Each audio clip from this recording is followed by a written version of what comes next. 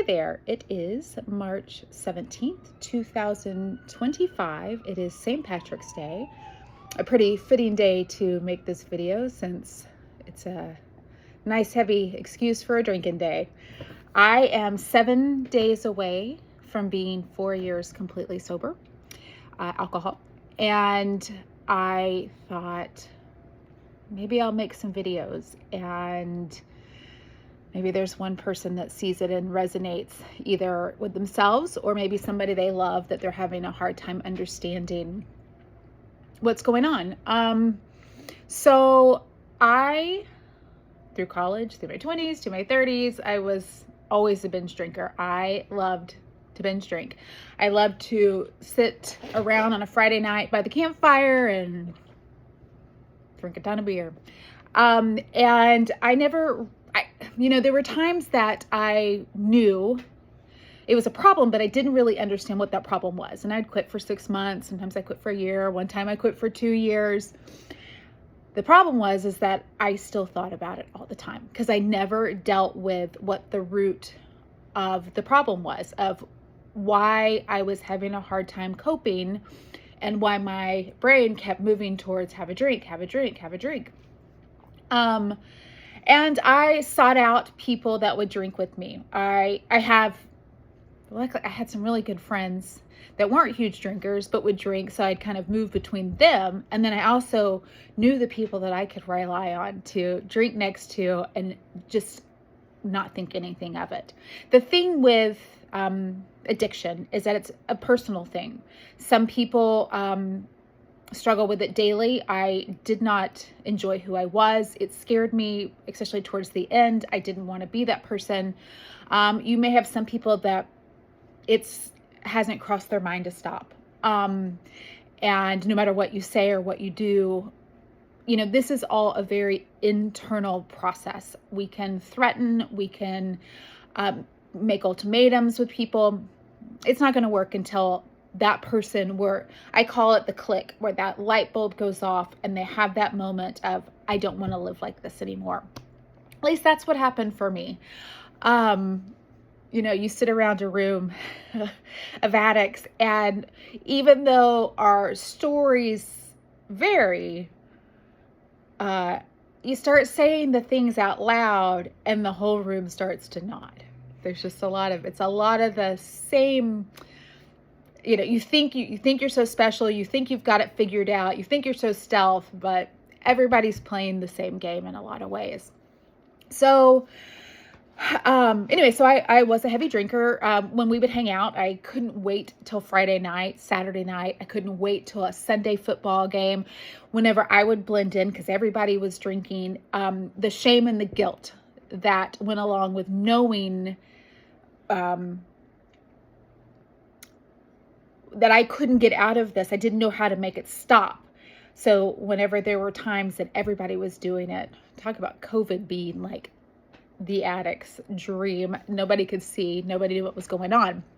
So shortly before I quit drinking, a few years before, I had a drink by myself on my back porch. I had quit drinking for a couple of years actually, and slowly had started drinking again. And the day that I drank alone was the day that I knew that I could. And it snowballed. I was in a situation, I'd been in animal rescue and I had a ton of dogs. I didn't know how to say no when people asked for help. And then I would resent people for asking for help. And then that would tick me off. And so then I would drink. There's a lot of reasons I drank. I'll touch on that in a little bit. But it snowballed on me, and I realized that I could get my day done, get to my back patio. Nobody could come in my house because I had so many dogs, and I could do what I wanted to do without anybody really knowing. The thing is that everybody knew something was wrong. The people that loved and care about me, they knew something. They just weren't real sure what it was at the time. It didn't matter. It didn't matter what the reasoning was, because I could have a really great day and want to celebrate with a drink. I could have something really stressful happen. Well, I need to have a drink to relax. Every I called it static. Like I could hear like static TV almost. I would start to buzz, and most mornings I knew by early morning if I was going to plan out my day around when I could go home and have a drink, and then many, many more drinks. But it would be a spike. I know now that it was almost every emotion. I only knew anger. I had become a very angry person. I was very resentful, because it was the one thing that kind of worked for me. Society had told us, hey, you need to be a strong, independent woman. Don't cry. You don't need to be upset. Don't yell. Like, I didn't understand that there were things other than anger. I thought that was it. I thought that's where it set. I didn't realize that what was right underneath that were things like embarrassment, loneliness, shame. Look at the feelings wheel sometime and see how many things there are. So I would spike. I would have an unwanted feeling that, let's say I was really sad one day and I didn't know how to deal with it. I drank to squash it. And it did. It brought me down to a level of numb during that moment.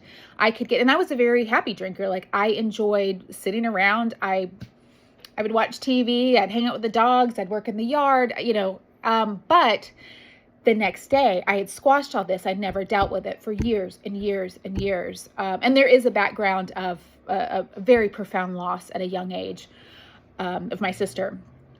And I never learned to cope with that, which was a huge piece of this. And trying to prove that I was okay all the time and that I was so strong all the time, and that I could handle life. And I didn't need anybody. I could be independent. And I thought that asking for help, I thought that being vulnerable was a character flaw. I thought it was a weakness. And oh gosh, I see how wrong I was, because it's amazing. But I would squash those. And then the thing is the anxiety would build. That alcohol caused the next day anxiety. I had the hangxiety for sure. And I never dealt with anything. So the anger just snowballed and snowballed and snowballed. And how dare people ask me to do things? Why am I expected to do? Nobody was expecting me to do anything. I didn't know how to say no. I had no boundaries whatsoever. And again, I then had a lot of resentment whenever people took me up on my time, when it was my time, even though I said yes, and now I'm stuck doing something for somebody else. It went on and on. Every day was the same thing. I spent my entire day trying to rationalize my drinking. I spent my entire day trying to plan it. Which liquor store was I going to go to? Because which one did I go to the other day? I wouldn't go to dinner with people because I wanted to be at home early. My whole life revolved around, I would go, these are the kind of things I can look back now and I can see healthy brain versus very sick, addicted brain. I had rationalized that, well, when I travel, I don't drink, so I must be able to handle this. What a ridiculous argument I had made, because I rarely traveled. So, but that's that kind of thing, those excuses. It's a constant excuse. And it was, today's the last day. It was always one more time. I was okay. I made it through being kind of hungover.